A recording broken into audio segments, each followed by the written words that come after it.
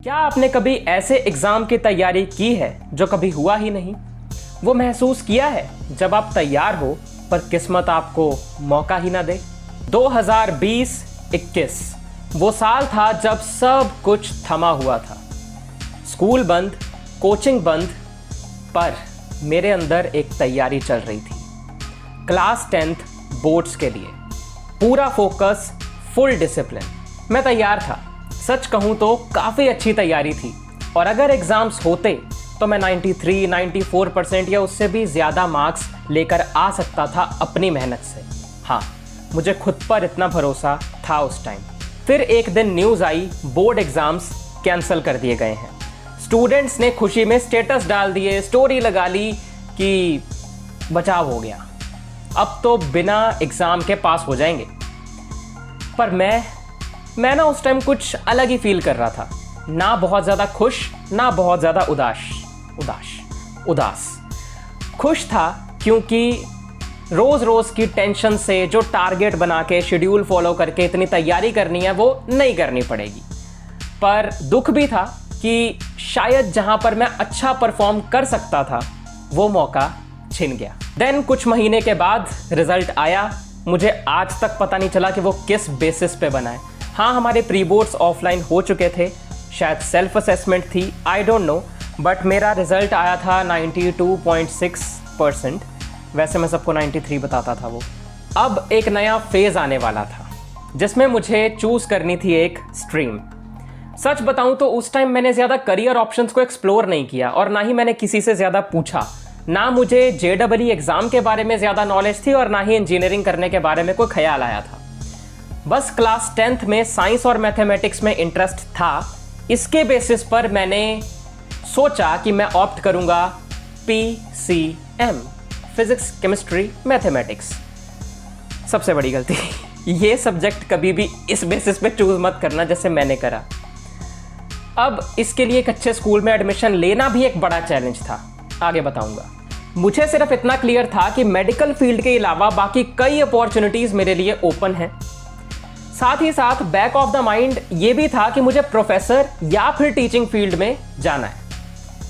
Physics, chemistry, maths, तीनों में से जो भी दिल को ज़्यादा भाएगा, जो भी पसंद आएगा, उसमें आगे कॉलेज में स्पेशलाइजेशन करेंगे और इसी टीचिंग फील्ड में जाएंगे। अब आया एक और बड़ा डिसीजन, स्कूल चेंज करना।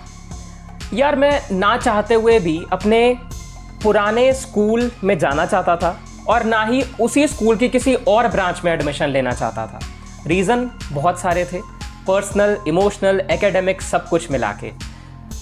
और हमारी प्रिंसिपल मान ही नहीं रही थी, मानने के मूड में ही नहीं थी भाई साहब। जो भी रीज़न दो उसका कुछ ना कुछ आंसर था उसके पास।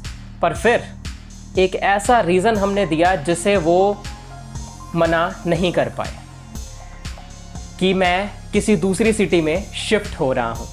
अब हमने उन्हें इतना मनाया क्यों? क्योंकि कई सारे ऐसे डॉक्यूमेंट्स थे जो अभी पुराने स्कूल से मुझे मेरे लेने थे। ट्रांसफ़र सर्टिफिकेट और बाकी के मेरे डॉक्यूमेंट्स लेना भी एक बड़ा चैलेंज था, जिसके लिए पापा को मेन ब्रांच में जाके समझाना पड़ा। उसके बाद जाकर मुझे मेरे सारे डॉक्यूमेंट्स मिले और मैं अपने उस पुराने स्कूल से फ्री हुआ। और फिर एक नया चैप्टर शुरू हुआ। मैंने एक नए स्कूल में एडमिशन ली जिसे हमारी सिटी के टॉप स्कूल्स में गिना जाता है। नाम नहीं लूँगा, पर हाँ, वहाँ पर एडमिशन लेनी भी एक अलग ही स्ट्रगल थी। उसके बारे में किसी और वीडियो में बात करेंगे। एनीवेज, इस तरह से अंकुर ने चूज़ किया अपना इतना खतरनाक सब्जेक्ट PCM। फिर मैंने एंट्री ली एक ऐसे नए एनवायरनमेंट में जहाँ मैं किसी को नहीं जानता था।